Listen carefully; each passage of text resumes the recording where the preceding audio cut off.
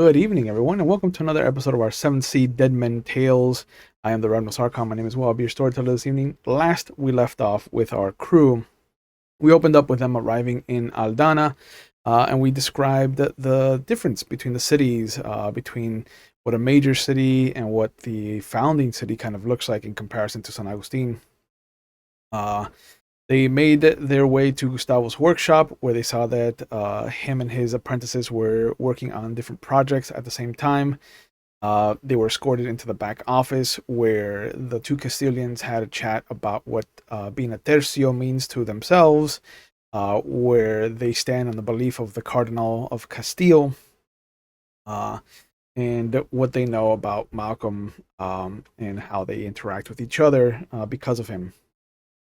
The older gentleman shared a story with them about the war, and how his group had been betrayed by some of the higher ups in the Castilian hierarchy, and how doubt was eating at the morale of his group, even though the tercios that he had been assigned to were nothing better than criminals and ne'er do wells.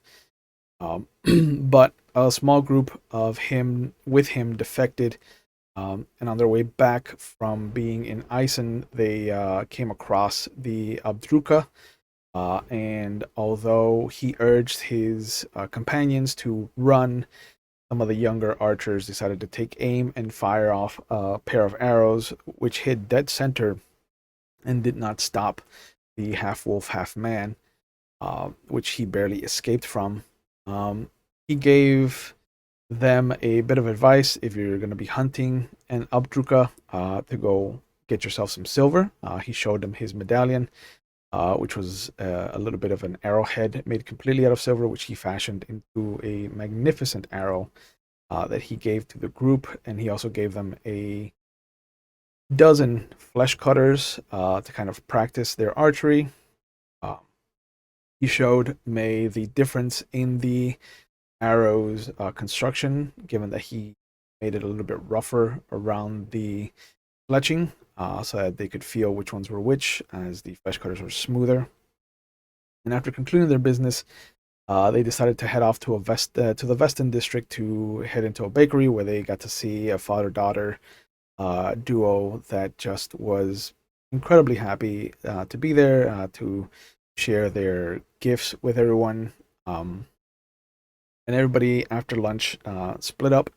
May decided to go looking into the Eisen section of the city, where giving her clan name brought about a change in demeanor in the older lady at the apothecary.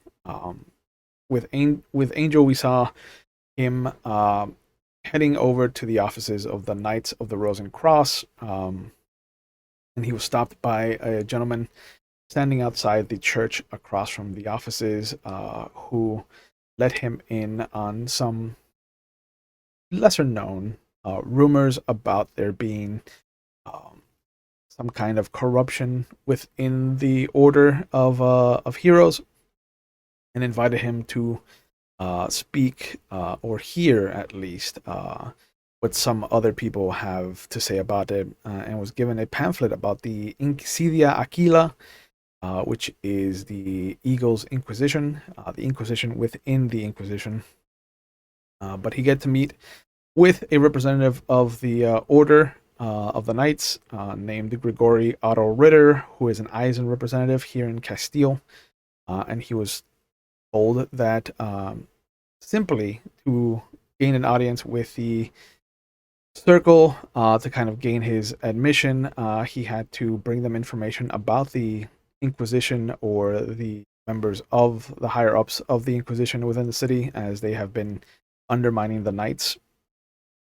We shifted over to Freki, who lumbered about the Veston area until he came across another tavern that was run by a Castilian named Delano del Valle, and explained that his wife was Veston and not to discriminate against smaller people, because, sometimes everyone's a little bit racist. But after a little bit back and forth, they floated the idea of wrestling a bear, and that is going to be a thing that happens. And then we shifted back to May at the docks, who decided to check the Avalon district to see if anything was there. And She noticed in the embassy that there was a notice on the board, on the activity board, that read MIR AOC archaeologist, which turned out to be Malcolm's letter for any agents he might have sent this way. And we left off with May rushing to find Angel as he was about to delve into the bowels of the city, and as Freki was about to um, prepare himself to fight a bear. We are unfortunately short a Castilian tonight, but we do have our other crewmates. Hello, everybody. It's good to see your faces. Hello. Hola. Hello. Um, so we're gonna pick up with May as she emerges from the rustic shop where she has kind of slid in, bought a whole new wardrobe, put some color in her hair. Um, what is the game plan? It is close to dark now. Um, the sun is setting. What do you want to do with the rest of your day? Well, being that she got the notice, she was going to find Angle, but I think Angle's not going to be findable. It's gonna be difficult to So find them. just a little bit. I think what she's going to try and do is she's going to try and find Freki then. Okay. At least to make sure he's good and just trying to find somewhere to sleep. Because this has been a nightmare of a day. And it's only getting started. Yay! As you are making your way towards the Western District, you see a younger, not a younger, but a definitely younger than May, looking woman coming out of a small, quaint-looking shop that looks to have a set of bookshelves on either wall and just these long tables in the center. The name of the shop is called Lines and Lines. And the woman coming out drops a small scroll case that the moment it hits the ground, the top screws off, and a couple of scrolls start to threaten to roll out of it, and you just hear her cursing under her breath. Does May know Avalonian? Yeah, I believe she does. Give me a second. Where's my link? Oh boy. Yes, she knows Avalonian. It is a string of cursing that you have not heard since Malcolm had issues with a certain bad tasting medicine or salve, we'll say. And she'll gently walk over and can I help you? Do you need me to pick that up for you? And you see that in her hands she has these thick binders. She goes, please, if you could just put that on top. I lost my balance while I was closing the door. I'm completely sorry. I don't mean to put you out. You're not putting me out. I'm here only for a day or so, and I don't mind helping people when they need help. I can carry this for you. Where are you going? My home is not too far away. It's back towards the Avalon district, if you don't mind. I don't mind. Give me more chance of to see the city. Excellent. When did you come in? Oh, early this morning. Oh, so you are new. I'm new to this country, yes. I wasn't going to bring up anything about your accent, but thank you for I don't mind. bringing it to the forefront. I mean, how many other countries can you say that speak this way, yeah? I mean, there is only the one that I know of, at least. Usurans have a very definite language, although I will admit that I have trouble distinguishing them and the Sarmatians. But I think out of distinctness, for sure, the Eisen, the Vesten, and the Vodachi are very, very different from each other. The closest you will get is between Westen and Eisen, only because some of us use the certain words that meld in together. She leans into you and she goes, the only way that I can tell them apart is by how loud they get. I find that the Vestin get incredibly loud for no reason. The resting get loud when they get passionate. I mean, very And they are passionate passionate. all the time. Well, when you go into a world that is turned up to 11, they try to not only meet it as a challenge, but try to get to at least 15. Hmm. You have experience with Vestin then. My mother was Vestin. Oh, Our whole family was Vestin. I see. You know, it wasn't bad. I think her younger sister is still living in Vestin, up on the coast. You're on. Yeah. Have you been? I think about 5, maybe 6 years ago. It's been a while.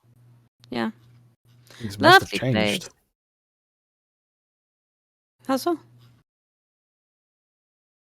I mean, since the war ended, the Vestin and the Guild, in particular, the Vandal League has advanced significantly. Their culture and their art, and most trade now is done with Vandal League currency.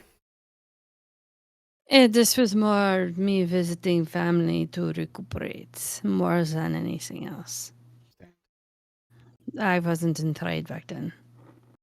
It has been about a year or so since I've been to Inishmore, where my family comes from. Oh, I do think I'm overdue. I mean, we're all overdue at times to go home. Sometimes it takes take a little bit longer than normal. And she points to a small cottage off the beaten path. That one, she nudges with her nose. That one is mine. You see her kind of like fumbling with the balancing of the books and the key ring in her hand. Here, give me the books, and you can take care of your ring, and I will wait outside. You can open up the door, and when you are ready, I will hand the books over. Yeah. Thank you. You're And fine. they're heavy. But she opens up the door. She sets the key ring down, and then she just holds out her hands for you to give her back her things. She'll gently make sure she's got them as she makes the waves over of stuff. Oh yeah, and if you do it one at a time, like you'll see her like putting things in on her table. Uh, she knocks over an unlit candle. Again, cursing. Excuse me. And after a bit, She'll go ahead. May will switch to Avalonian and go, "Are you okay? Are you nervous?" Oh no, I'm just. I'm about to just throw this project away. Honestly, What's the project? it's May it be reasonable to ask. it's a translation, simple task really, but it's just favor for a friend, and I haven't heard from him in some time. Which friend? I don't know how familiar you are with Avalonian professors. Um, I knew a few. in Ison. Yeah, they travel through. I mean, specific professors that want to know about all the spooky things in the dark. Oh, I don't think that my friend was that kind of professor. He was more inclined towards history, a little bit of an I knew fun. anthropologist and archaeologist. Please, oh my god, please tell me this man is not named. She'll get the name because Junie's blanking at the moment. I Malcolm apologize. Rutherford. Yes, because I was gonna say Martin, but I was like, that's not the right Martin? No, it's name. definitely not Martin.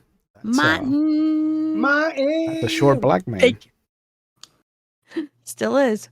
He did not get any taller Yeah, he No. didn't get any taller. No, he did not. or mans. Yes.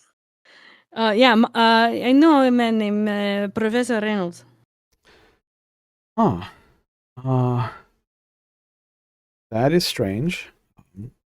No. How do you know Malcolm? Mm. He's never told me of his excursions into the Eisen territories. Are you going to tell him? Let's just say, when my she starts laughing. When my lands are, we were very proficient in different things that he wanted to know. More of like different histories, different things that you used. He wanted to know a whole bunch about our agriculture or what it was, as well as herbology, things like that. Also, what was good to trade, what wasn't good to trade, what was profitable, all of that. He's a very hands-on professor, if you know what I mean. Was he hands on with you? No, never. Okay, then. He couldn't. Let's just say, when I went to meet him, I always had the sword at my side. I have boundaries. He respected them. We were good. Friends Oh, only.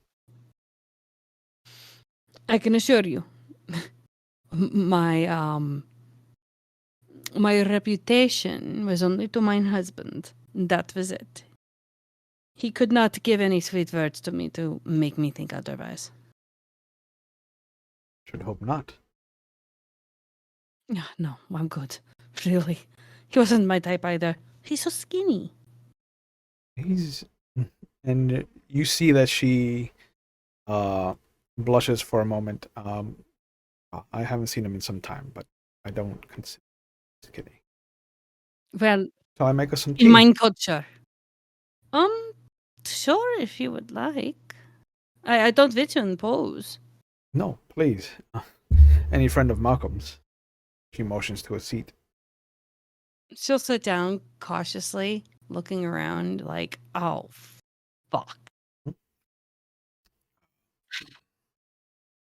The translation is a Castilian storybook that she is translating into Avalonian. Um, and it just has kind of like a book of mythology, like a history book that's mixed with the kind of children's fables, um, all based on Castilian uh, mythology and things like that. And the few passages that she has kind of dog-eared in the Castilian book, um, if you flip through them, um, one of them will be about the bell that Angel has at his belt.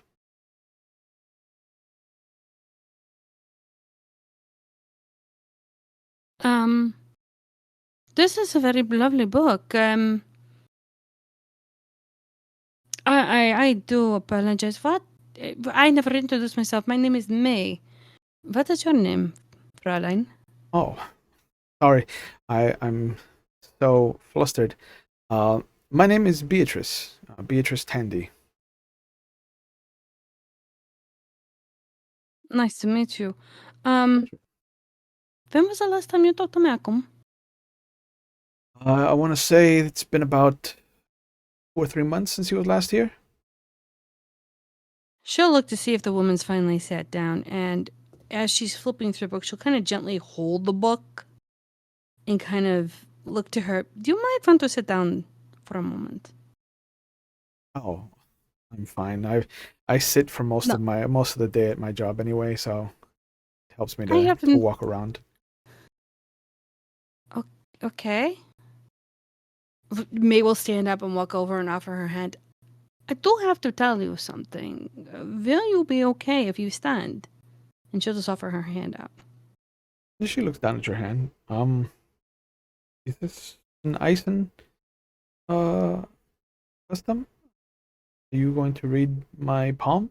I Oh no, warn no, you, I'm not one of those believers of I don't superstition. read. Oh, okay. I also don't know what moon was where when I was born, so I don't subscribe to those kinds of things. It's fine. I believe religion is something of a personal experience that is to you. I have no choice to. I don't teach anyone anything I learn or believe in. All right. And she'll give like a, it's not a powerful grasp, but it's a firm grasp just in case. And she's going to hold on to feel her pulse and go, I ran into Malcolm, I want to say it's about a month, yes. Most. I was called into this country to meet up with Malcolm. He and a couple of the friends that I have met. And we found out that he was murdered. And she'll hold on to the hand just in case the woman starts to feel weak or wobbly. Her eyes widen, her mouth drops, and the tea kettle that she was about to pour just falls to the floor and shatters. May's more concerned about the woman. She's frozen. If May can gently get her down to sit down. I hate to. It's rough. She resists a lot, and it's mostly not because she's fighting you. It's just that she looks like she's fighting the urge to move. Every step is a slog. Once she finally gets sit down, May will gently kneel in front of her, still holding on to her, but holding on to the book in the other hand, kind of like, Angle needs to read this, but I gotta deal with this. Mm-hmm. I am so sorry to have to tell you this, but I don't wish to not give you information that would impede you. And it's horrible to hear about friends passing. But I would rather tell it to you gently, or at least in your abode away from people, so you could know, at least. I'm very sorry for the bad the bad tidings on this. Was he buried according to our traditions? Wait, what? I'm sorry, the thing cut out. My bad. Was he buried according to our traditions? I believe we saw to that, yes. I was aware about your burial ceremonies. He was given a proper burial.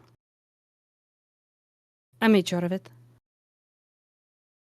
It was myself and my friend. We went to go to his room. I knocked on the door. We thought he was oversleeping from what the innkeeper said, and I'm a widow, really. Nothing shocks me anymore. And I went in, and we found him.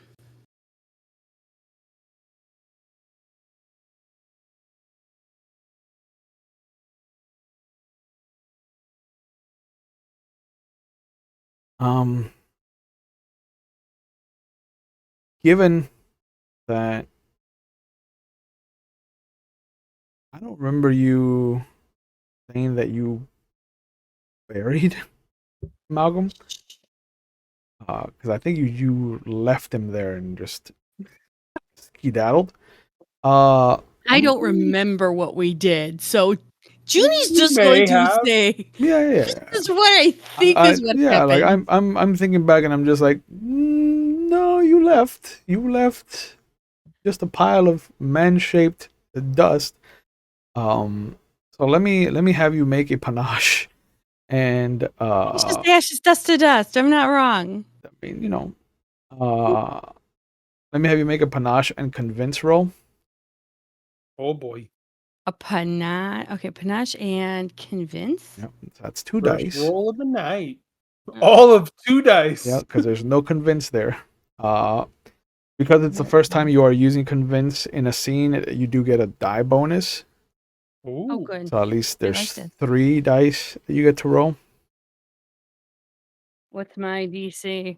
Well, no, remember every set of 10 is a raise. Okay. So it's all about how many raises we can get. Mm-hmm. 18. 18, so that's a single raise. It's been like, How is your 18 spread out? Like, what are you using to make your 10? um, Like, what numbers did you roll? In other words, I rolled a 5, a 6, and a 7. okay. I would say definitely the 7 would be the panache at least, and then the Well, convince would be the 11. I'm thinking you have a 5, a 6, and a 7. So either way, 2 dice will still give you 1 risk. Would you like to sell your 7 to me? Gonna use it against me in the bear fight. Don't do this. I mean, don't do this. Listen, full wow. transparency, full transparency, full transparency. When you sell a dice, you get a hero point for that, and I get a danger point. Every session, I start off with a number of danger points equal to the number of players at the table. So tonight, I only get 2 danger points to use as I see fit. Most probably in the fucking bear fight. Yeah. So up to you. What No, do I do it. do if I sell my 7 to Just you? do it. That's my question. If you sell your 7, that means that you don't get to use it for the roll. But you get a hero point out of it, and then I get a danger point out of it. All right. So do Just do it. all right, fine. As long as that helps me with a success, and she I mean, believes it doesn't. It doesn't whatsoever. Because you're only getting. You're still gonna get 1 raise out of it. But now at least you have an extra hero point in case you want to use it moving forward. Sure. So let me see. But she tries to be as convincing as possible. Oh, of course. Because I mean, she feels bad, but at the same time, she knew exactly what happened to the body. Well, she did kind of collect up the dust and kind of scattered him in the docks because that's what he wanted. So, I mean, she's not lying, but she's not exactly, And mistakes were made. she pulls her hand out of yours. Yeah, that's fine.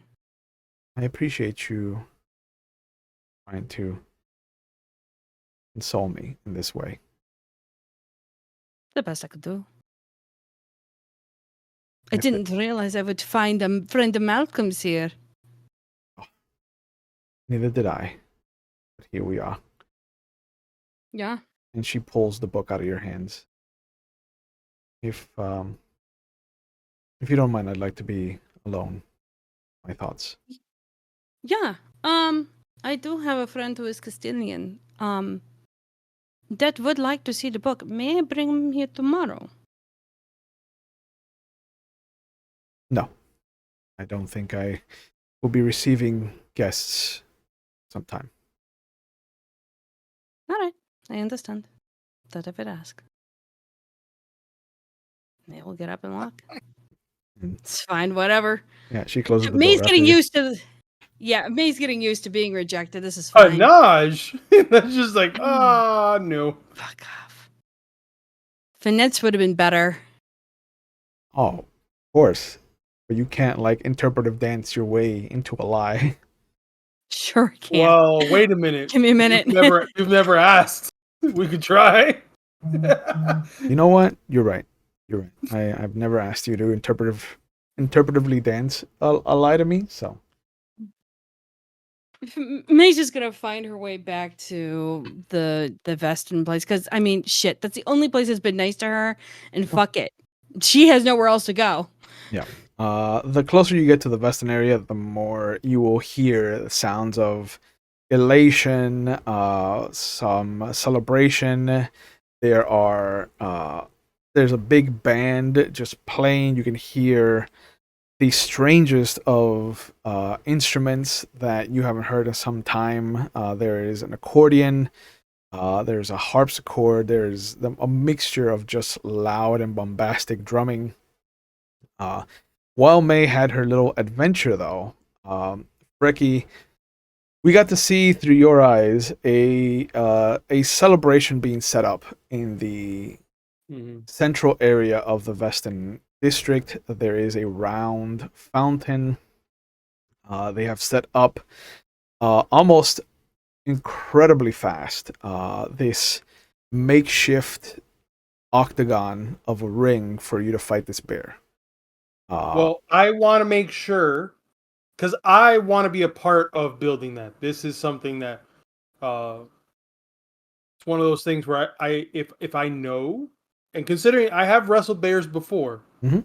mind you, I have done that. Sure. Not in such grandiose fashion. However, I have been. I want to be able to build this. I want to make sure that I am safe as well as the bear.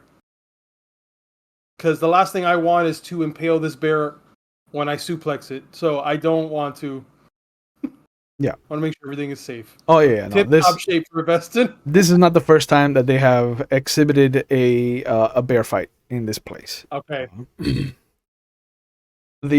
Although they are incredibly fast, it is like watching an IATSE team come in and set up a touring show. Like they come in in an hour, they've got an entire stage set up, bleachers set up around the fountain, and a makeshift podium for the kind of ringleader for tonight.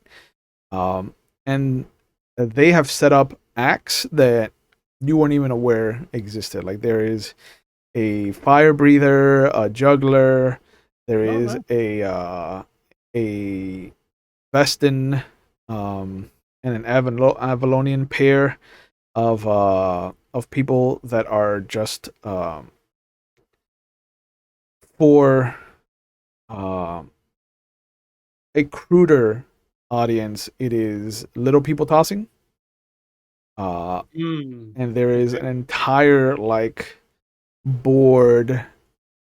Normally, it is set up so that there is this angled, just padded board that the little person's going to get tossed at. It is when you see them arrive, like the Avalonian is maybe 4'10", 4'11", this little meek young girl, and the Vestin is this 6'8", 6'9" monster of a man. He's got the sides of his head shaved down to right about where the kind of flares would be, and just has this giant mop of a braid that comes down the middle of his back. Very easily, like one-handed, just grabs the Avalonian by the waist and lifts her up with this little like meep of a chortle that comes out of her mouth, and like a bowling ball, he just underhands her at this board, and there is this shriek that is 60% fun, 40% terror, that comes out of her mouth as she flies at this board. And there is this thump as she comes in contact with it and just stays there. She's stuck to the wall type of thing? Stuck to it, yeah. When you look at the board, is the board having numbers like a dartboard? Is that It does not. It does not. It's just a board where they're just slamming a person onto the wall? Yeah, and they'll just put a flag where she hits the first time, and they come over, they're like, okay, now you need to go higher. What is your technique? And they just are, apparently this isn't done for points, this is done to see how high they can get her. Okay. The only thing I would do is go to the as if I can help bring her down, I would, and just ask if she's okay, because this is very odd even for me. Yeah, you go to pull her off of the board, and you can feel just how sticky the combination of like whatever she's wearing and whatever the board has lathered on it become, and even putting your foot on the board itself doesn't give you enough leverage to pull her out. Like it's a 3-person job. Like they come over and they start pulling her off, and there is a muffled giggle as she has these people's arms, these hands all over her body, just kind of like pulling her off of this thing. Um, it almost looks like she does this for this reason. I go, okay. Yeah. Okay. Like All nobody, right, like teachers. nobody's being crude with her. Like nobody's touching parts of her Yeah. body that shouldn't be touched. It's just the fingerage of like where they have to pull her off just The seems words to you use. hit. I chose them correctly, my friend. It is in very clearly places that she seems to be ticklish. Okay. All right. Yeah, and I just like, I guess to each his own. Mhm. And I just turn around, I'm like, scrape my boot onto the floor to make sure that stuff doesn't stay on my foot. Oh, it doesn't even stick to your foot. Um, the stuff that she has on her suit doesn't feel sticky at all either on your hands. But if you rub your hand on the board after touching her, that's when the combination sticks when it activates. Okay, got you. Kind of sorcery is this? Mhm. All right. Well, I actually, I imagine they're doing all of this so that to get ready for the, whoa, that was my camera. To get ready for the actual main event. So Oh yeah, I'm actually gonna go. there's a falconer who's there, just kind of like tossing treats up and calling the falcon out and just doing tricks with it. They're like tossing rings and having it fly through it. It's a whole fucking circus. Like this shows you that they don't fuck around when it comes to like somebody wanting to do something extravagant. Yeah. Well. I mean, I I love animals. So seeing Mm. that, I'll probably take a little bit of time to see and to see this falconry happen. In fact, I'll go over to person, the handler, and be like, oh, um, what else can the falcon carry? Can it carry? And then I look over at the person. I go, no, maybe not that. Has it ever lifted a person before? A child? Yes. I have. When my children were younger, I had a big eagle that I loved. It was my favorite bird in all of the land. It died last year of old age. However, but on many occasions, when my children were misbehaving, I would threaten them with this eagle, and I would have them run out into the backyard for seemingly non-purposed activities, and then the eagle would just swoop down with this ferocity and just take the child into the air, like maybe 20, 30 feet. Nothing dangerous. Sounds like fun. Mhm. I wish I had a falcon as a child. Thank you so much. Yes, of course. I Um, walk. I walk as I walk out. I take off. I actually take off the jacket because I realize I'm gonna have to mhm. now actually get prepped for this. Yeah, Um. you see in the same little area where everybody's kind of shunted off to the side to set up their tables and whatnot. You see that there's like 6 different sized balls, leather, um, about ranging from a foot and a half in diameter to maybe 3 feet in diameter. Mhm. And you hear this little sharp reed of a whistle go off, and out of a cage, you will see this fat raccoon come out and immediately climbs up to one of the balls, the smallest ball. And there's 2 toots of the whistle. It backflips off of the small ball onto the bigger ball, and then it starts kind of like walking around.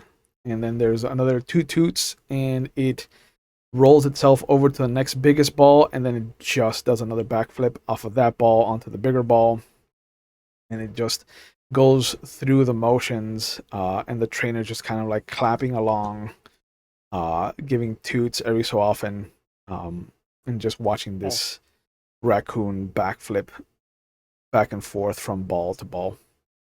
Oh no! At this point, I'm just not whatever I was thinking of doing. It's completely escaped my mind because I am now sitting Indian style, watching this raccoon, Mhm. wondering, and it actually makes me think of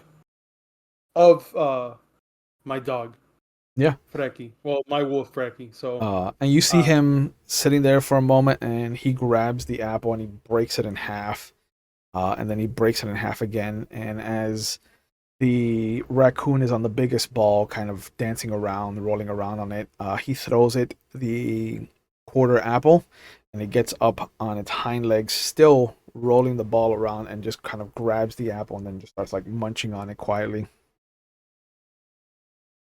yes, It is do it again. it is a happy fucking raccoon. I hope people are watching this. Why isn't this guy getting money? What is wrong? This should be the main event, everybody. He's one of the opening acts, so he's gonna get some money out of this. Yeah, I go. I'm just. This is. I actually get almost like a tear in my eye. Like I can't. It's almost like this reminds me back at home. Mhm. Like this is. I mean, albeit the tossing of little people.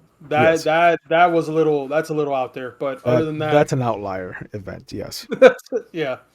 Everyone has their one weird activity though at the fair, so hmm but you'll notice that as the fanfare starts, the sun is going down, the torches are lit, there's a explosion of color in the air as they set off some fireworks. But you'll see that one of the Vestin in charge of the festivities is coming around the back of the establishment, and a person that looks like May is close in tow. And they point over at you, and then they nod, and they let May, new May, come into the scene. Apparently, you've learned that Freki is about to fight a bear. May, I'm so happy you came. You made it just in time. Please make sure to get a seat in the front. You're not gonna want to miss this. A bear. Yes, apparently, just like in my homeland, they pay you to wrestle a bear here. So, I'm and aware plus, of your homeland. I'm just wanting to make sure you're okay and all out here and everything, yeah? I mean, look, I this I'm is not my looking. first. This is not my first. This is not my first rodeo. I mean, albeit this is a little bit more. This is a little bit more outlandish than I'm normally. I usually do this in the forest. We usually, it's a group of, a group of close people. We tend to drink with the bear afterwards. But this seems to be a little different. But I think I got it under control. I'm not saying that you don't have it under control. I'm just making sure that you shot this and you're okay with this. Nobody pressured you into it. Oh no! In fact, I wish I would have came up with this idea. Because this is actually, and I actually look for the actual barkeep, the person who is he around? You see that he comes around as somebody else is following with him, and behind them you see this massive brown bear that has a saddle attached to it and a muzzle. And the first thing that hits you is the censer, the kind of little bowl of burning incense that they're carrying with them. It is very familiar to May. These are scents from Eisen, from the Walden itself, and as they come over, they kind of put the bear in a position where they're gonna give him little treats, little food bits, but they hang the brazier of incense kind of close enough to it, and as it's eating, they start to take off the saddle from the back of the bear. It looks like it's been used for riding. Like they'll let children get on it and just kind of ride around and whatnot. Okay. The bear looks like it's towards the end of its life, maybe 10, 12 years old. There's a little bit of graying on the back of the muzzle. Mm-hmm. But as it's eating, as the kind of scents of Eisen linger around it, you see the slump of its musculature start to tighten. Its eyes become bloodshot, and there is this roar that it lets out as it stands up on its hind legs, and just sits there, hands drooped to its side like a tiny kaiju of this brown bear. He's about 10 feet tall. Cool. Oh my God! Look at him. What's his name? Giggy. Oh my God! Why? Kiki. Yes, he In is fact, big bear. He is big boy, and you see that as one of them kind of starts to put his hand on his belly and scratch the bear, lets out another roar, and backhands the guy a good 3 or 4 feet away from the bear. nice. I'm gonna go ahead and assume, considering that you were saying that who they brought in, I imagine they're Ison. So The owner I'm is actually Eisen. Yeah. yeah. So I imagine if the owner is Ison, I will if so facto, meaning that he talks to the bear and Ison. Mhm. So I know Ison. Mhm. I will say, Giggy, this is going to be fun for both you and me. Trust me when I say this. And it just roars as it comes back down onto Mm. its front legs, and there is a hefty thump of the ground. Um, but you hear a little clicking noise from the guy's hand, and it immediately looks up at him. It closes its trap shut, and they put the muzzle back on him. Um, and they start to lead him back towards the ring itself. And that's when you hear the announcer talk about how Gigi has um, never lost a fight. It is undefeated, and how a young Vestin has come looking for glory or death or a combination of both. And I say it to myself. I'm like, is he going to wear the muzzle this whole time? Kind of ruins the fun. The guy who got battered away comes over to you holding his chest, um, struggling to breathe. It is for your own safety. Gigi bites very hard, Mm. and his love language is biting. Unfortunately, Well, fortunately, that is also mine. That's so great to know. Giggy, you and me know are so we have so much in common. Please, I walk over, and so I'm gonna start walking to the ring. Please, and I look over at May. I go, May, get in the front. People are they're already jamming in there. You got to get to the front.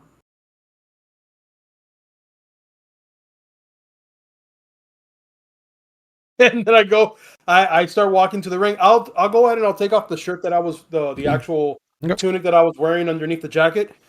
When I take that off, you'll notice that I actually have scar tissue. I don't have tattoos, Yep. but I have scar tissue all throughout my arms, and it's from different things. You can tell that some are really like cut lines, so you can tell that's like slashing from a weapon. Some more are bites, so you can tell that I'm used to being bitten by an animal or two or a few. Um, I actually have scars also on my chest. The only problem is that I have so much hair that you cannot see. Like it just looks like a Brillo pad going from going from the top all the way down to the belly button. What a hirsute gentleman you are. I mean, it's been a while. It's been a while. Like why It's been a while. there's no need to trim at this moment. There it is. Fighting a bear. Yeah. Yeah. You want more hair.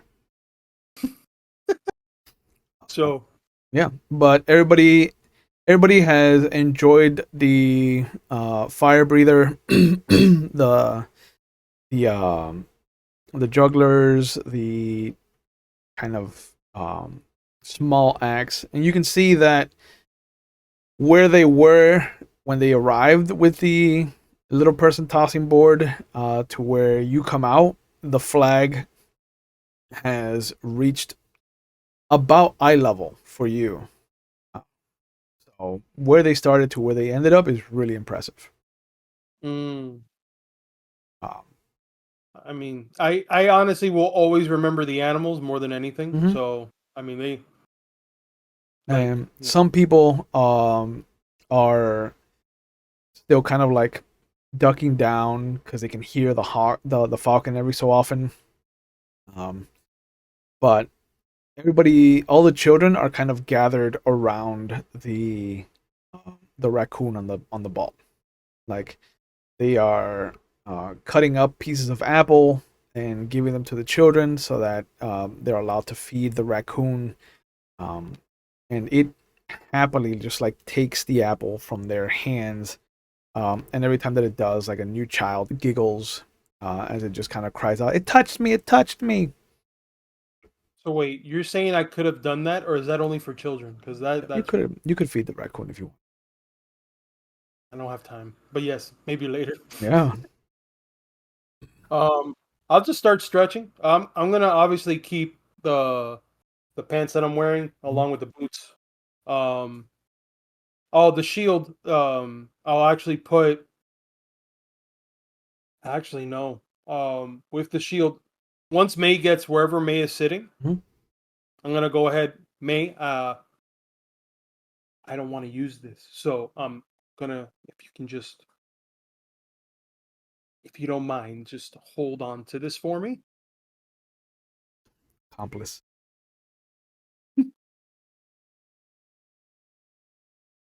They will take it and fold it up properly and just find a corner to just Um, talk to the ghosts because right now she's just perplexed. This has not been a good day for me. this is probably the least strangest thing May has had to deal with today. You're not wrong. She wants to Well, get drunk and just that's it. But no, this is this. oh, May, are you? Look, are you okay? What's going on? It's been a long day. And I look I'm around. I'm like, hers. we're gonna talk about that. If I had more time. How I like don't we're about think to. you really have much time at the moment. Yeah. Bea wants to dance with you. Oh, yeah, my card's full. I'll talk to you. I go and I turn around, and I go. I get to the center of the ring Mhm. of the actual octagon. And it's obviously dirt on the floor. So I'm gonna sit. I'm gonna squat. I'm gonna squat down actually. Grab some of the dirt. Rub it towards my nose. Take a nice breath, a nice deep breath of it, and I'll start rubbing it into my hands. Okay.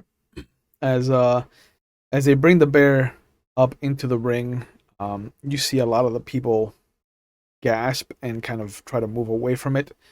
Um, and the moment they bring it into the ring, the owner unhooks the collar from it and grabs the face, like the tufts of the face, and just squeezes and just shakes the fucking bear's head.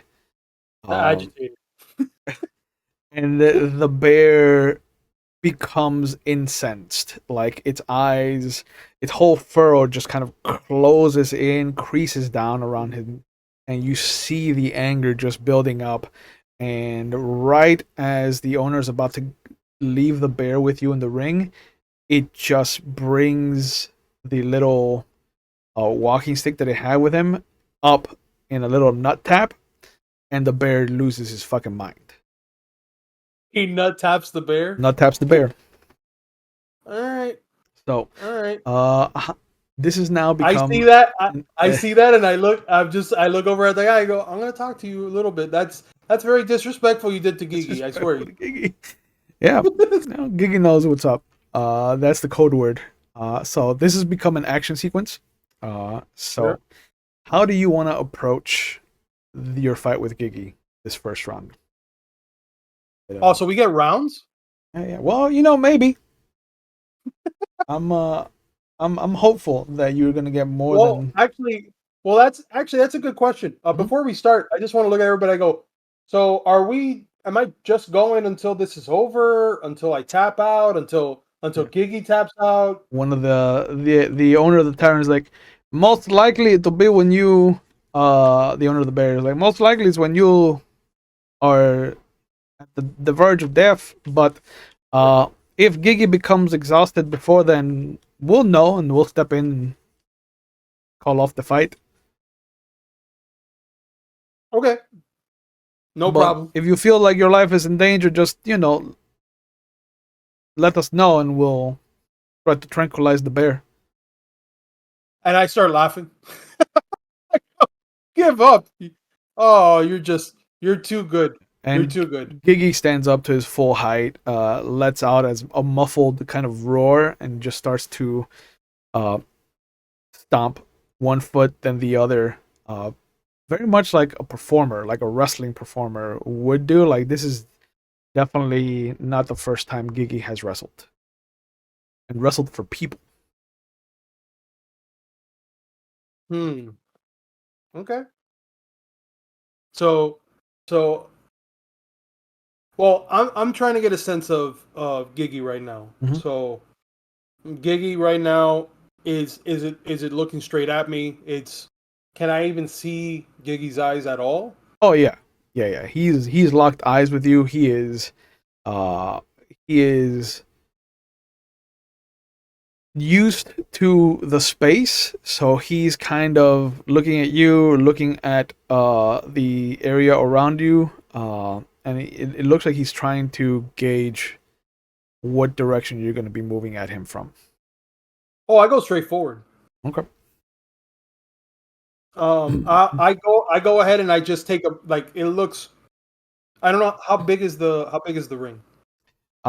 It's easily a 50-foot circular kind of ring.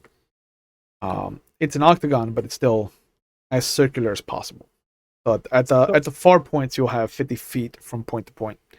So with this action sequence, do you need me to roll now or do? Well, you describe how you want to handle this first round, like what your approach is going to be, and then between the two of us, we'll decide what best dice pool to use, and then that'll determine what you're rolling to see how many raises you get, and then we'll see who goes first, based on the whoever has the highest number of raises.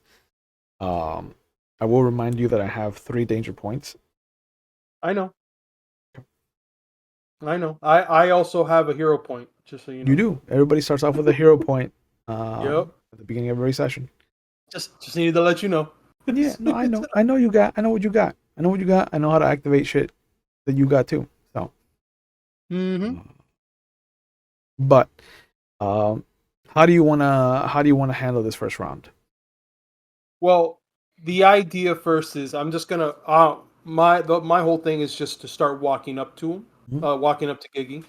I will be talking to Gigi in Ison What? and just pretty much having a casual conversation. Like if we're not about to wrestle each other. The whole idea is I'm allowing Gigi to make the first move, and the whole idea is for me to see how Gigi actually approaches with an attack. Just because odds are with me, I'm guessing, and I'm probably gonna throw this like I don't know if I should tell you how I feel that Gigi's going to attack me because that would also anticipate what I would do. Because the whole idea is I'm waiting until Gigi actually raises on its on its hind legs before I actually Oh, he's up. um, He's up on his hind legs. and yeah, because I want to know whether or not he's going to be walking on his hind legs or if he's going to be like galloping on all fours. Sure. Okay. Uh, so it looks like you're gonna be trying to gauge his actions. Mhm. So I think that's gonna be a wits and notice. All right, and you know what? Since we are doing this in a bear fight, I Mhm. decided to make this out of an Old Spice thing. I have an Old Spice deodorant holder, Oh and I yeah, made this into an actual a little dice roller, a little dice tower. dice So tower. I'm actually going to use this, considering it's apropos for a bear fight. Sure. So remember, it is the first time this scene that you have used notice, so you're gonna get an extra die. Sweet. So you're gonna be rolling 6 die 10. I lost one already. Okay, so that is. Sorry, I'm counting. That's fine. I'm also And gonna then one. use a danger point. Uh, to make it so that you have to score 15s for your raises. Oh, that's awesome. You know, that So old with chestnut. that, okay, I got 48 in total. Well, Okay. wait, 15s you said? Yeah. Sorry. So the 45 would be 3 raises. Yeah, so 48. So I got 48. Okay. So um, Gigi only got 2 raises. So you start the round. You have the most raises. So walking in, Mhm. I'm walking up, putting my hands out as I'm talking to, and I'll actually change from Ison when I'm talking to Gigi, and then Theoden when I'm talking to everybody else. Okay. I'll Uh, say it. yeah, old Theon, sorry. Yeah. So Gigi, I just want to let you know, uh, uh, just want to let you know that even though we're in the middle of this contest, I don't mean you any serious harm. But I don't want you to pull back on anything you're about to do to me, okay? Because I won't either. And then I look at everybody else. I go, I hope you guys are going to be in for for a while, because I feel like me and Gigi are going to dance for a little bit. And I just keep walking. As I don't. At this point, what the whole idea is for me to turn my head and start talking to everybody as I'm still walking towards him, Mhm. because I want Gigi to think that this is an opportune moment to go towards me. Sure. Uh, so I'll say for a raise, then the audience will get into a fervor, and you see a couple of people start putting side bets out on what's happening. So you hear money being exchanged. I look over at May. I go, May,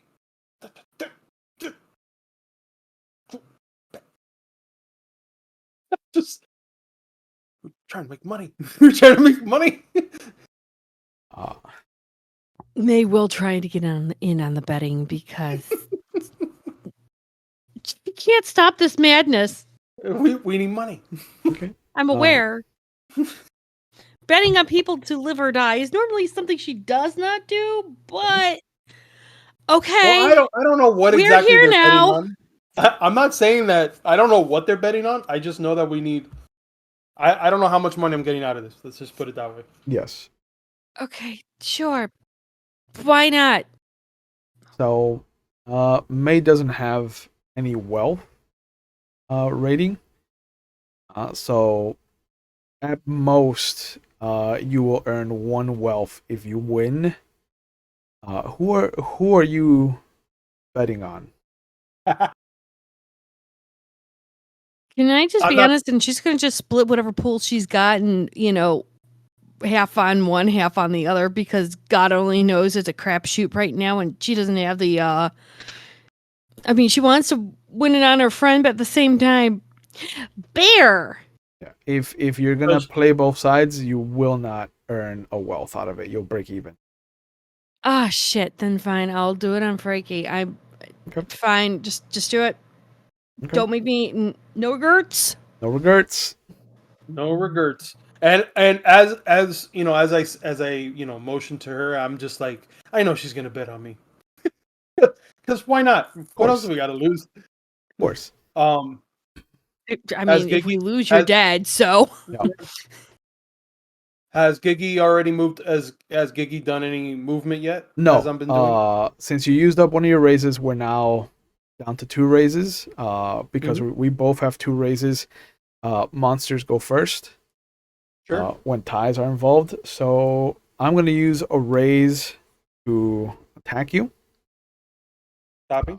And I will use a danger point to double the amount of damage I do, since he is monstrous. And so he lumbers forward, snorting 2 or 3 times. As he does so, his eyes lock on you, and he just comes down on this massive crash of a haymaker. I am doing 6 points of damage. You can use any of your remaining raises to try and avoid damage at a 1-to-1 scale. Or you can take this dick load that's coming at you. So 6 damage. 6 damage. So just so that I get an understanding how this works towards dramatic wounds. Sure. You have a little wheel of health. Everybody does. And what it is, it's 4 regular wounds per dramatic wound. So taking 6 wounds would fill up your 4 regular wounds. Then your first dramatic wound would be your 5th dot, and then the 6th dot would be the first regular wound of the second part of your spiral. Okay, cool. Yeah, I'll take it all. Okay. Taking 6 damage, also because you've surpassed your first dramatic wound, you get a +1 bonus die to all your rolls, to all your risks moving forward. So, I mean, but since you're taking it all, that'll bring him down 1 raise. So he's got 1 left. So now it's your turn. You have 2 raises. so he came down. Yep. He's over on top of me. I use that. The reason I take all that, because that's usually, I didn't get all this because I was playing safe. That's the whole idea. The whole idea is to draw the actual animal in. So now that I have him in, I can actually now pretty much do a grab and switch. I'm pretty much gonna do talking wrestling talk now, ball chain switch, so that I can go ahead and go from the front and actually slip over, so that I'm now pretty much bear hugging him with my chest to Giggy's back. This way, I can then suplex him. Okay. So switching tactics is going to cost you an extra raise. Sure. So because your approach was to be more intellectual and to kind of study Giggy, now that you've switched gears and you're actually attacking him instead, which would have normally been a brawl action, it's going to cost you an extra raise to do that. So it's going to eat up both your raises just so you can come around and slam Giggy to the floor. He obviously weighs like 5 times your weight, so you can't pull off a full Zangief, but you do find the leverage you need to bring him down into a slam. So you will do your brawn in damage, which is 3. Look at you. You are a painful man. Well, I mean, I am vested.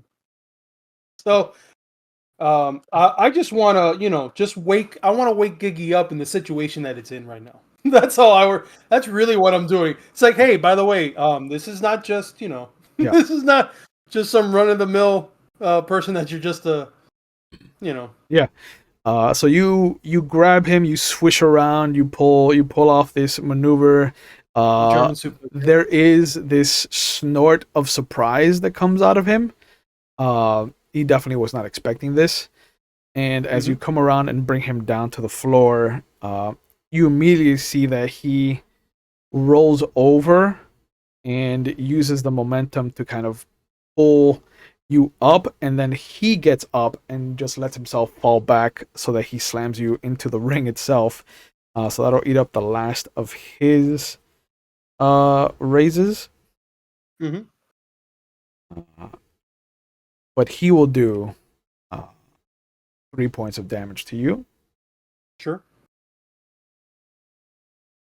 Yeah, this I would have called this a German suplex, but considering this is 7C, it's an Ison suplex. It's an Ison suplex. So you've taken 9 points of damage. 1, 2, 3, 4, 5, 6, 9. You are almost at your second dramatic wound. That's fine. You're fine. I'm not here to play games, guys. Even though this is a game. I'm not here to play games, guys. I'm not here to fuck around. So yeah, so at this point Kiki has slammed me, correct? Yes. So he slams you, and as you are reeling from the impact of this monstrous bear, just letting his weight and gravity do a bunch of the work, he rolls off, and now you are both staring at each other. 1, 2, 4,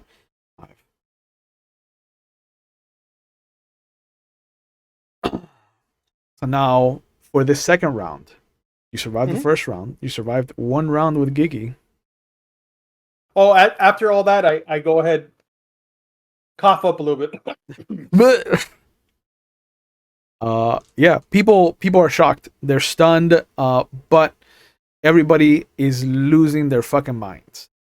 The people that were given long shot odds on you surviving are now worried that their investment is not going to be a return on cash on hand. Cool. How do you want to approach this new round? Well, so this time around, I'm going to do the exact same thing. I'm going to go ahead and just walk up to him as though this is just nothing has happened. And, I at this point, what I'm trying to do is build the ire in Gigi, knowing that I'm just not making it seem like I don't give a fuck what he's doing, just to get him upset, because I want him to attack again. I'm gonna go ahead and say that since I have wrestled around with enough bears, I know that bears tend to be creatures of habit. So he may not deviate much from what he's about to do again. And when he does that, that's what I'm anticipating.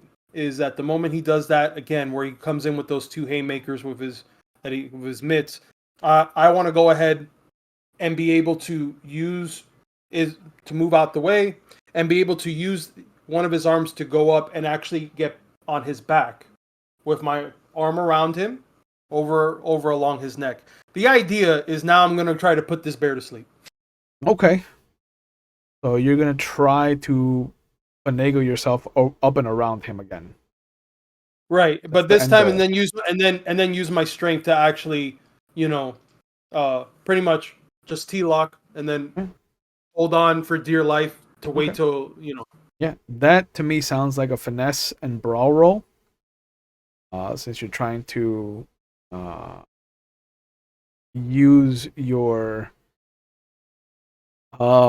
skill to kind of climb around him while avoiding an impact.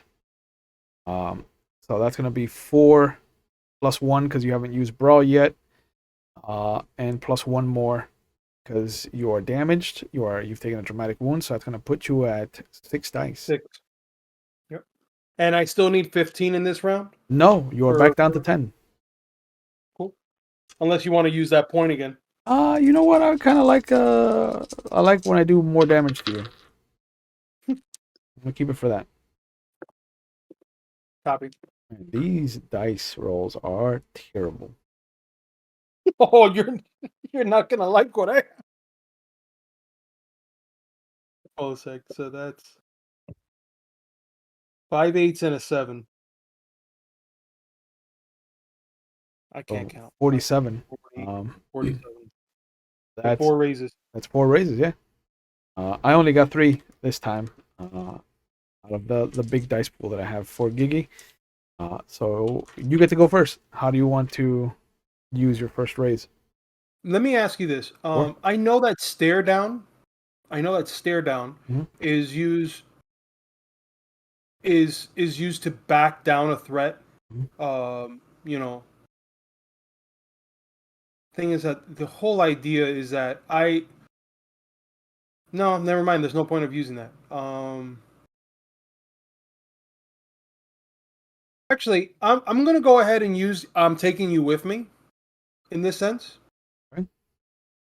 Oh, I'm only have 1 dramatic wound, right? Yeah.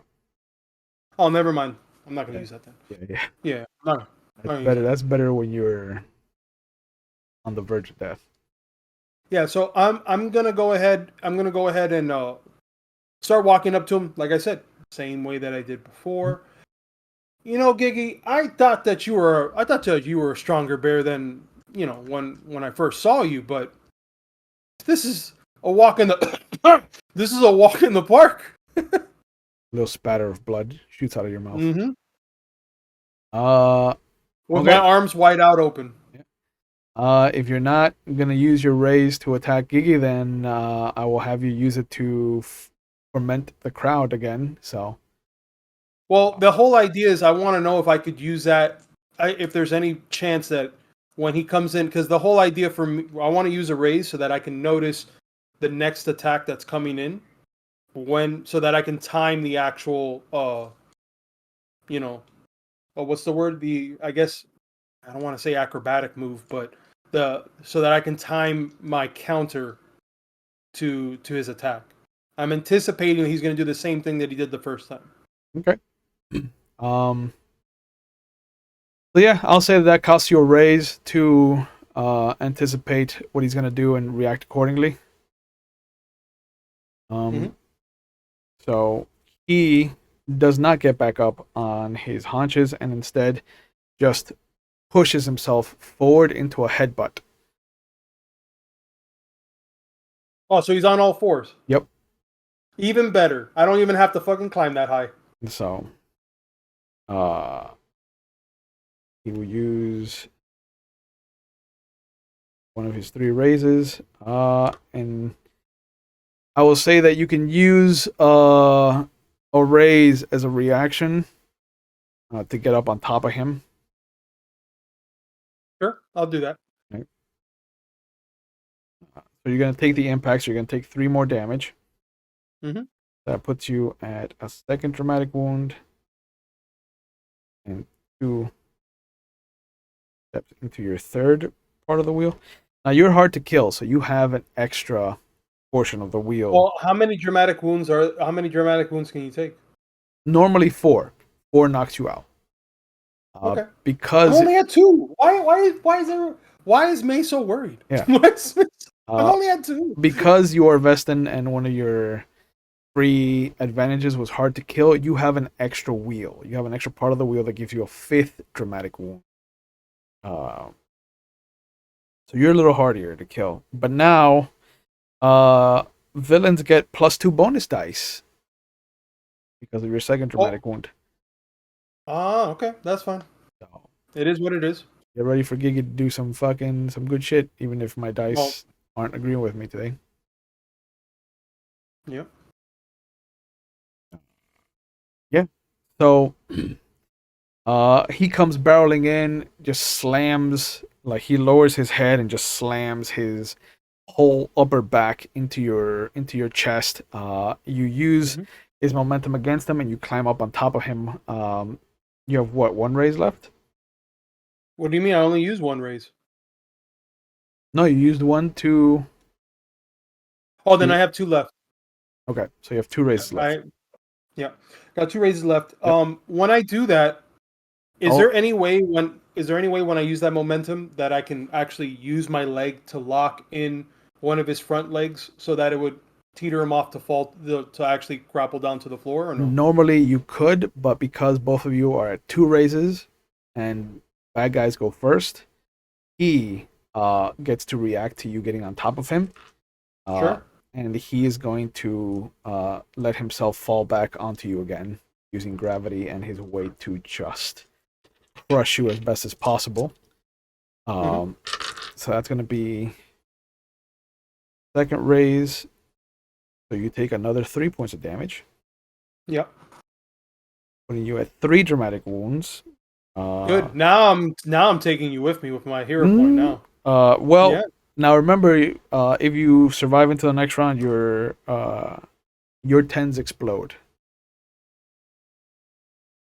What do you mean by that? Whenever you roll a 10 on your die, you get to re-roll. Well, I haven't rolled a 10 yet, so I don't know. Um, But you know what? I probably don't want. So I want to see now about how well this is going to go as far as what I'm about to do. Mhm. So he falls on my back. I take it that he's going to stay on there. I am gonna go. I'm still gonna go ahead and reach over around and still try to actually choke this bear out. Okay. So that'll be 1 raise to start your choking process, and you can see that he is starting to just kind of grind you.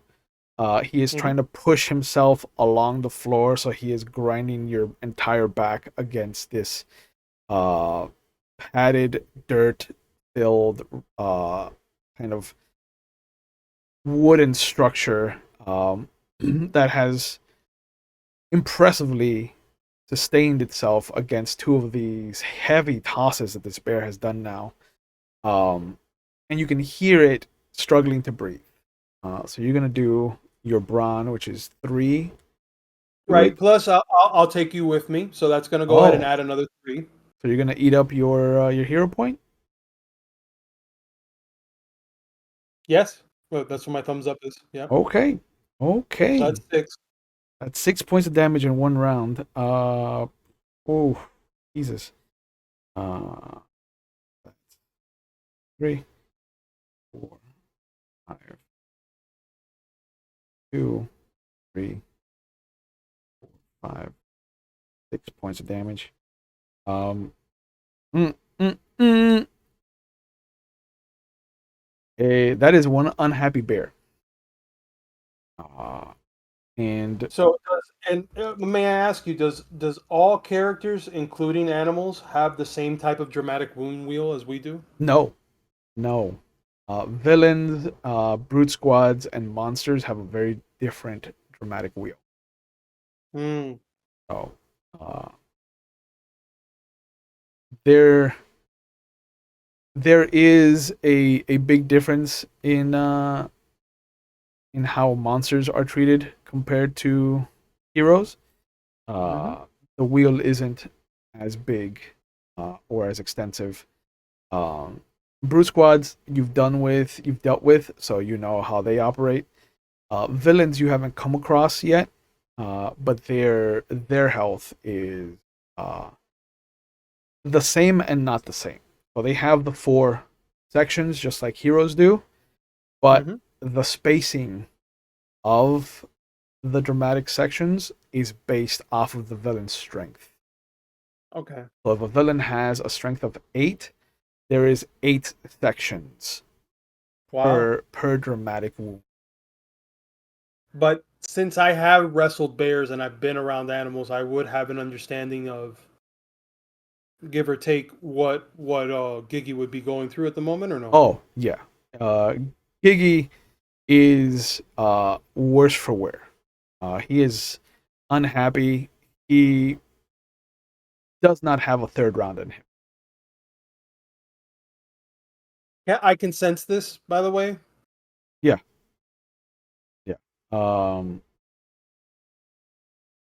Cool. Round 3, everybody. Round 3, everybody. Yeah. So both of you have used up your raises for this round. How do you want to approach this third round? Uh,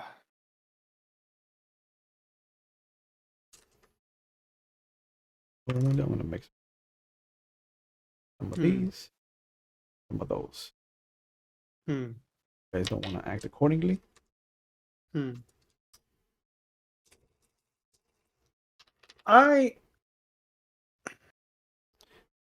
you know what's up. Now you guys know what's up.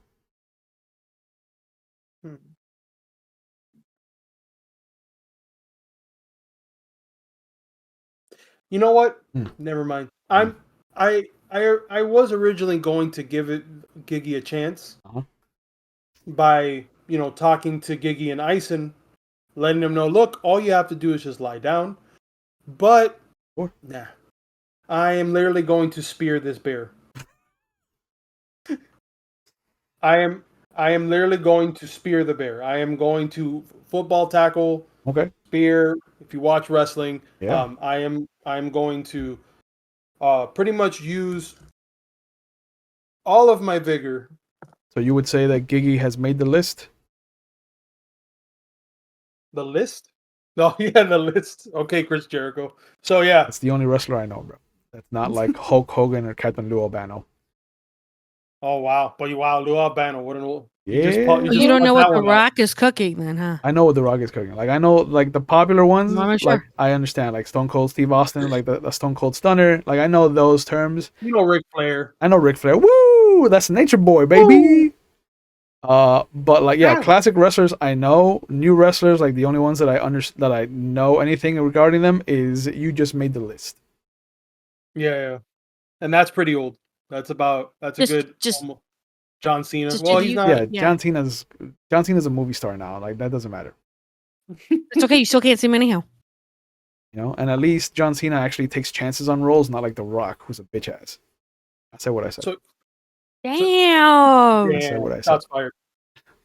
Well, he doesn't watch this. Idea, fuck that guy.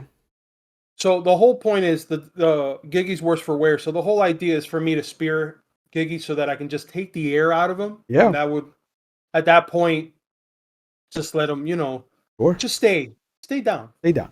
All right. And then, you got more? What do you got? No, that's all I want to do. Okay. So that sounds like a brawn roll to me with brawl. Is this the second time that you've used brawl, so you don't get the +1? So it's only going to be 5 dice. Sure.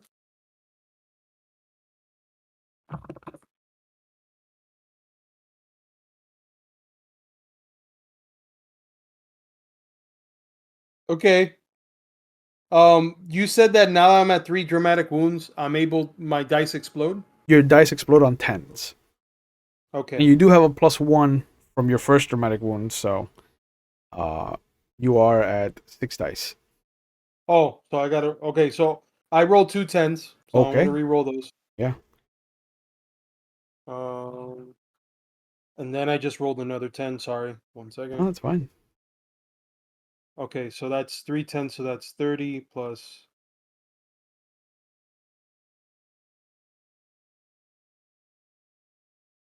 Okay, that is 68. Okay, that's 6 raises. That gone beneath my desk. So it's dead to me. So you have 6 raises. That would be fantastic if it did. I unfortunately only have 5. Oh, look at you! So even with the bonus I got from you, I only managed to get 5 raises out of that. I'm also not re-rolling 10s because I feel like that's unfair to you. So since you get 6 successes, 6 raises rather, you get to start us off. Did he stand? Is he sitting? Is he lying down, or is he back up? No, you were choking him out. So unless you've let go of him, he is still trying to push you off of him. Oh, if that's the case, if we're gonna stay there, then there's no point of me spearing him. I'm just gonna literally, at this point, then forgive me what I said before. Sure. I will still use Braun because what I'm going to do is roll him so that I'm on top of him now. Mm-hmm. And since he's worse for wear, I'm going to use both my legs to push or to wrap around him so that I can push his legs out. So spread out his legs, very UFC, so that he doesn't give him a chance to actually, try to stand up. Okay. And I will, while still choking with one arm, I will try to hit one of his front legs so that again, the whole point is to keep him immobilized on the floor. Yeah, sure. So that's gonna be one of your raises. To do 3 points of damage to him.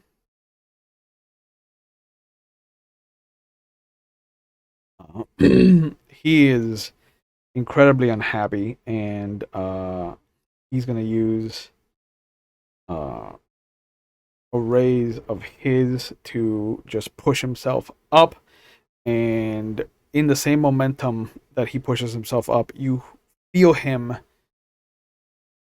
do something incredible, and even the whole audience just gasps. Like you can feel the collective intake of breath as everyone uh, just is seeing this once in a lifetime situation. I don't know uh, how much of her life has been spent with bears, but I would think that even May is impressed as Giggy pushes himself and Freki up off of the ground. Like he jumps, and he is coming down like Free Willy at the end of the movie, just crushing to Freki, and so he will do his regular 3 damage, Mm-hmm.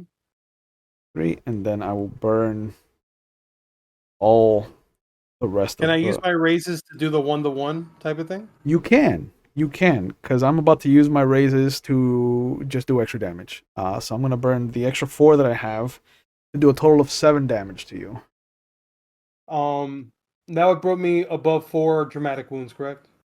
That would put you, yes, that would put you, 1, 2, 3, 1, 2, 3, 4. It would put you almost at your 4th dramatic wound.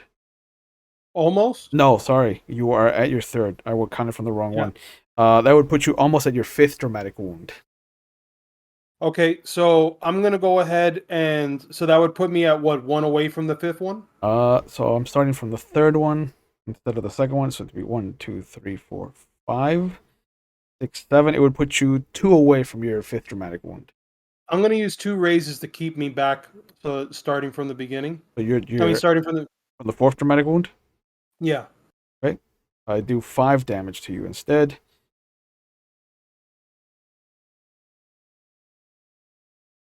Okay. So that's gonna eat up 2 of your raises, but that keeps you at 3. Yeah, and I'm gonna use the rest of my raises if possible. Mhm. And I'm just going to sleep. I'm just gonna $1 million dream sleeper. Put this bear to sleep. Yeah. This was Giggy's last hurrah. This was the. No, don't tell me I killed Giggy. Don't tell me I killed Giggy. You did not kill Giggy. Okay. Giggy still has health Whew. to go. I would be so upset. You almost killed Giggy. But um, the moment that he comes crashing down with you onto the stage, the octagon, it craters. Like it has never seen this kind of action before. Everyone is losing their mind. People are throwing money at each other, at the Gigi's owner, at the barkeep who set all of this up. There is coinage everywhere. People are screaming. A little person is getting tossed for no reason. A raccoon is sitting eyes agape at this scene that has never before happened. Somewhere a falcon screeches in the distance. Okay. Mayhem, utter mayhem. And after a moment, you see, you feel that Gigi has just stopped fighting you, Hmm. and there's just the lull, low rumble of him snoring. So with that, I'm gonna go ahead. I'll release, and I will, shimmy my weight from underneath his weight because I will not withstand much more of that. Yeah, And he's snoring. He's asleep. yeah. Okay. And I go ahead and I get up and I actually sit on top of Gigi, and I look at everybody. I think it's over now. And everybody loses. Everybody just loses their mind. They come May goes over. to collect. They come over. Yes. They hoist you up. There is a whole like bar mitzvah situation. Oh, watch out! Oh, that hurts. Don't touch the side, please. Oh, Um, it's tender. and they fucking go bananas. Um, Immediately, everybody, the owner, yeah, Gigi's owner, I'm like, I owe him I look, in Ison, I owe him a beer.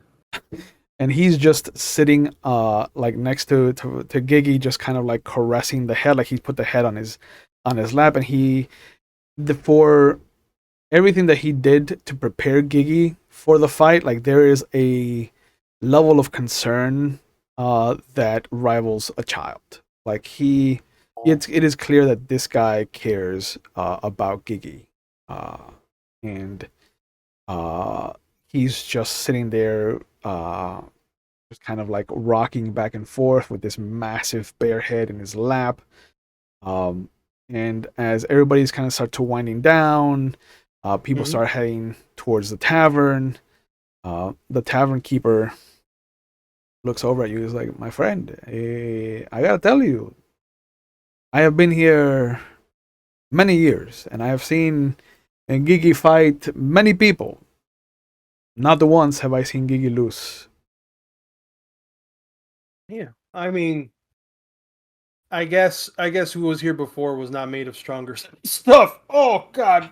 Yeah, and Ah. you see that they take you to the tavern. There's a young girl who's kind of sitting at the end of the bar and just kind of like has this pad and pencils, charcoals, and she's just sitting there like watching you intently and just uh, furiously drawing your visage.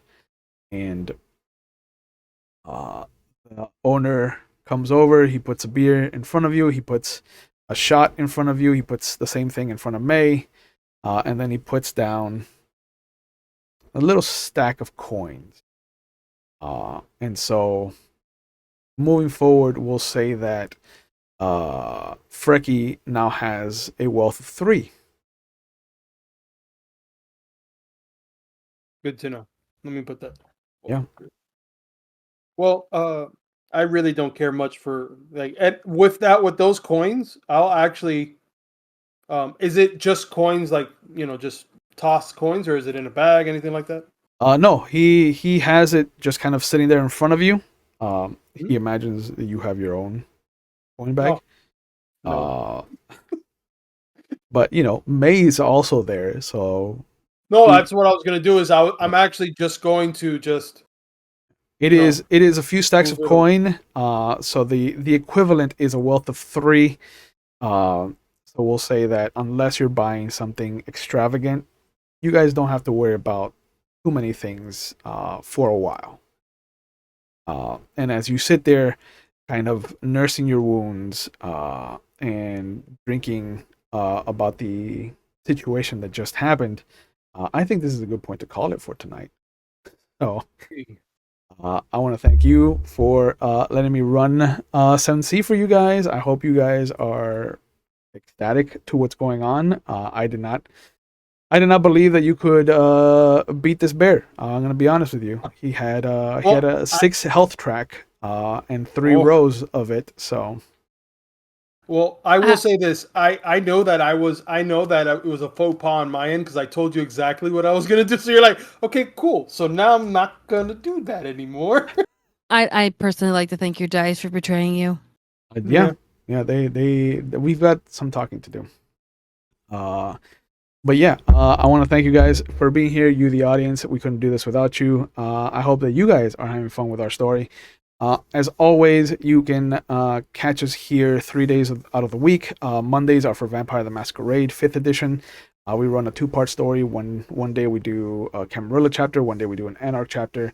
We're on break right now for Tuesdays, but they're normally set up for Werewolf of the Wild West or Legend of the Five Rings.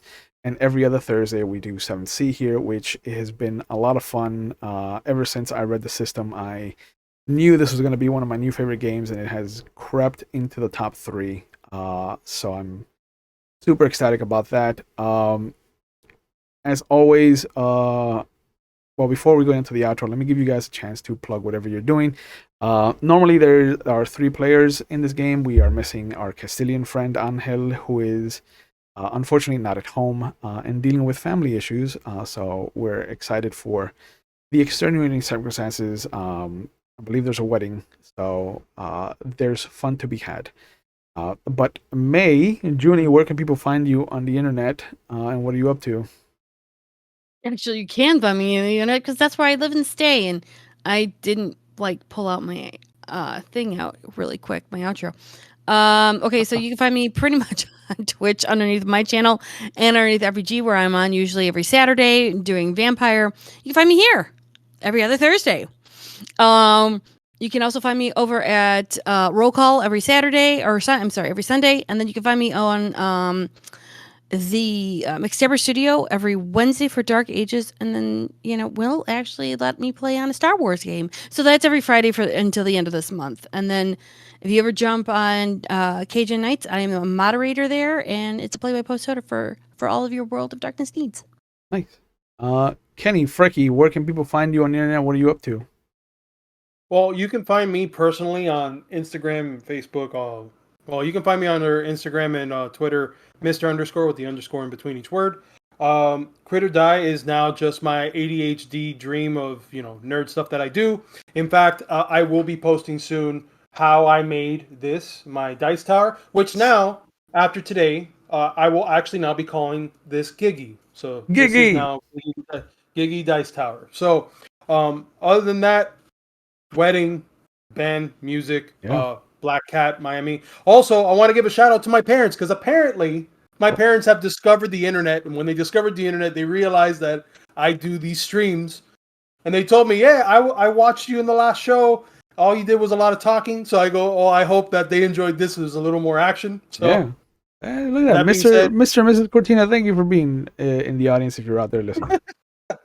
I was made the manager. I'll manage him only on the show. Yeah, hey, you know what? The bear has been set. We need to figure out the bear has been set what else Freki can fight.